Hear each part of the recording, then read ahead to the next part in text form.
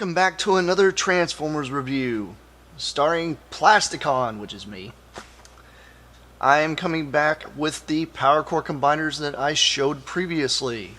Yes, I am going to actually show you the transformation, and I'm going to attach drones and a few mini-cons to show you guys some of the options these guys also have. Starting out with the day, I'm going to show you a transformed version, sorry about the noise, a transformed version of Stakeout. This is what he looks like in torso mode. Pretty good size.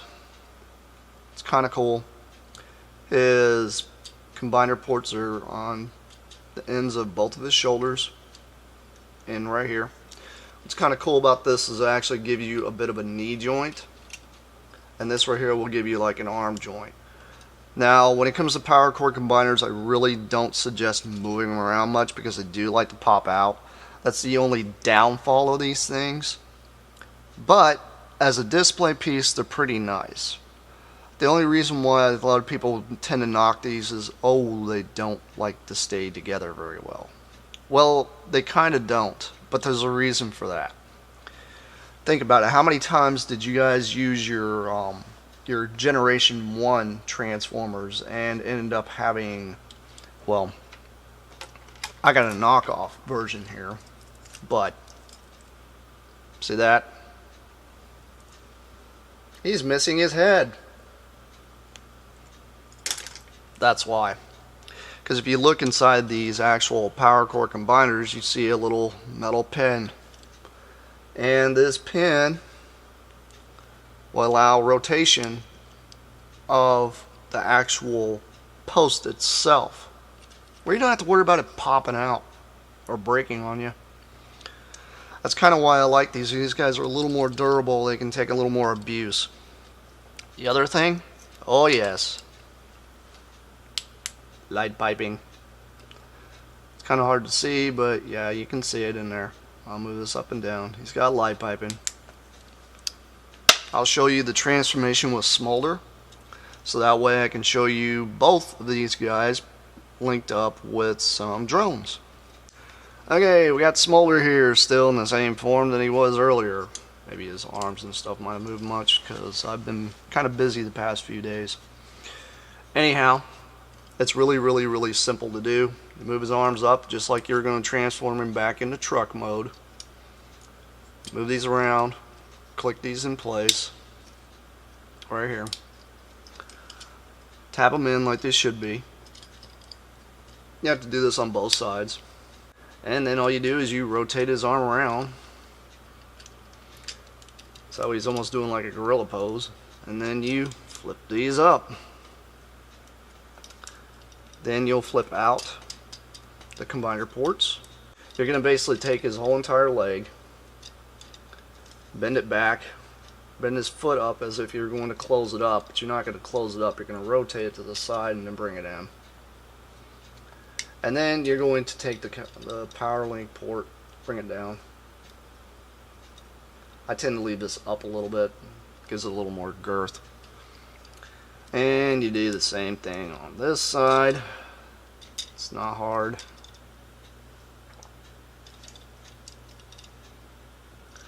Now what you'll do is you'll pull back on his head. It flips around, then you close up the chest piece. Now there is a little tab here on the inside. You can kind of see it right here. That little tab right there actually needs to go under the chest piece. That way it's more flush. It does actually have a head swivel. You can make him do the whole squirrel thing, or pop his head off just like I did. But the great thing is, it's a ball joint, so it just pops right back on. Yeah, I know I knock ball joints, but sometimes you think about it, some of these ball joints are just not as great as you wish they were. But anyhow, he does have a good head movement. This guy's also got light piping. Orange light piping. Why? Because he's Smolder and he's here to cause havoc and destroy everything. Decepticon, come on. Anyhow, What I'm going to do is I'm going to show you the Autobot version real quick. I'm going to go back here with Stakeout. Now whenever it comes to putting all the items on these guys, quite a bit of things. He actually has his power link port here. He's got one here on his chest that you can flip out if you wanted to put like a chest shield type of thing going on. I particularly don't like the chest shield thing. I just think it's, oh well, we can just put one here and just have guns sticking out of his chest or something. But I do like the idea this is here because this allows me to be able to take any kind of guy like this, and wow, it's got almost like an armpit gun or something. It's just really cool that you're able to actually arm these guys up like you are. Spin him around a little better like that, condenses it down and makes it like he almost has like a shoulder cannon. Speaking of shoulder cannons, I got one of the drones here. I know this isn't the drone that he actually comes with. I've also got one of the Power Core Combiner rocket launcher guys, which are pretty sick. I can't remember this guy's name, but this actually moves up and down. This is like a drilling unit that you would see in big heavy equipment areas. And you got a port here on the back, this little thing here. You can see you push on it and it folds it out. Now the great thing about these guys is they actually have like an automorph, so you'll see it, it'll just plug right in. But like I said, I don't transform these that much. And the cool thing about this guy is he actually has a thumb piece that you can move out. So that way you actually have a thumb sticking out, which is kind of cool. You can already see this guy's going to get fairly large. Do the same thing with this guy. He's got a port here on the back. Now the thing I like about this particular one here is you can take this little black piece here and flip it forward. It'll help hold this down. And it kind of gives it a little more stability. This can actually move up and down. It's kind of weird how it just kind of sticks out to the side, but I mean, what else can you do? The cool thing is you actually have a power port right here on his shoulder as well. And I can power link there too.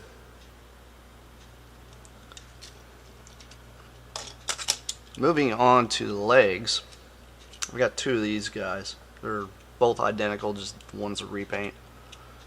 It's got a port here on the back. It's like a demolition type of vehicle. I'd say it's more of a Mad Max car. And you guys remember Mad Max? Because Mad Max was pretty awesome. Now the only thing about these is you actually have to flip this piece up. Basically it splits the car in half, forms a foot. You'll take this, push it in, does the whole automorph thing where it just raises up the front part of his knee. And you're going to do the same thing with the other one.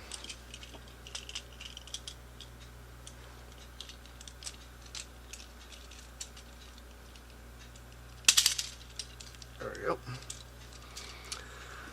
Now like I said, these things are kind of a little wonky when it comes to the whole posability thing. But if you mess with them enough, you can actually have them stand up on your shelf pretty good. I mean, these things have some pretty good movement. I mean, you do kind of have like a hip rotation, you do have knees, shoulders, and a little bit of this whole downward thing here. But the bad thing about it is if you move it too much, it will pop the arm off.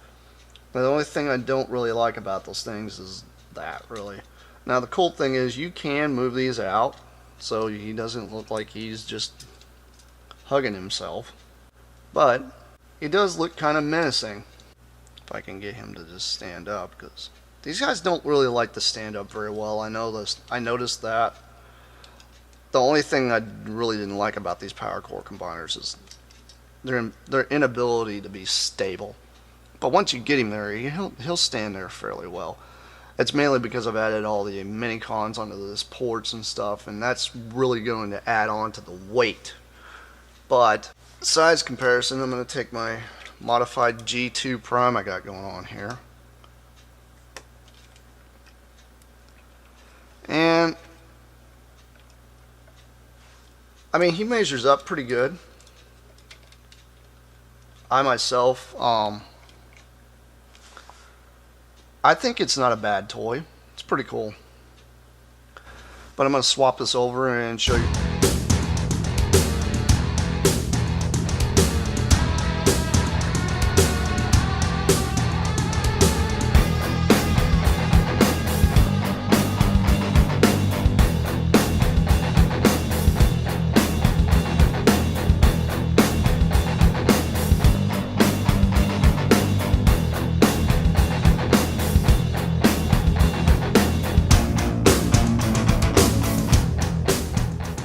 There he is in his glory. It's pretty menacing. I mean, it's kind of cool how you can just kind of push his arms up and it just makes him look even bigger.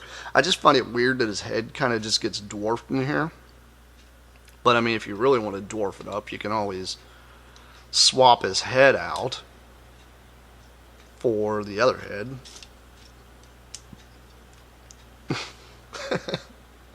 I just find that funny.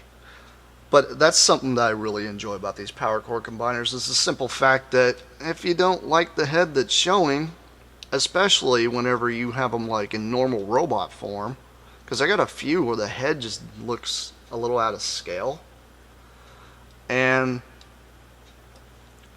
they look pretty awesome whenever you swap out the head. As for power core combiners, they're actually really cool. I think Hasbro's really onto something here, because I was listening to a podcast just earlier today and I found out that they are actually thinking about making the combiners line like more vast, especially with the cells that they've been getting with the Bruticus set coming out for Fall of Cybertron.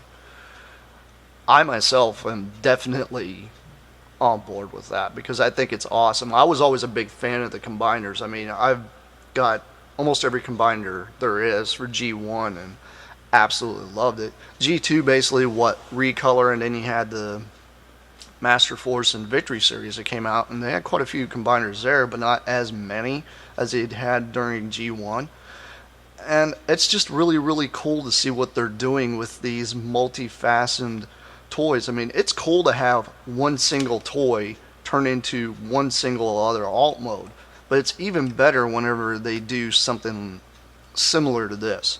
Now, the cool thing about the Bruticus is each individual thing is not a drone. They actually turn into robots. If you check out Big Bad Toy Store, they actually have one, Heavy Tread. I don't have him yet. I'm actually going to be working on purchasing that guy.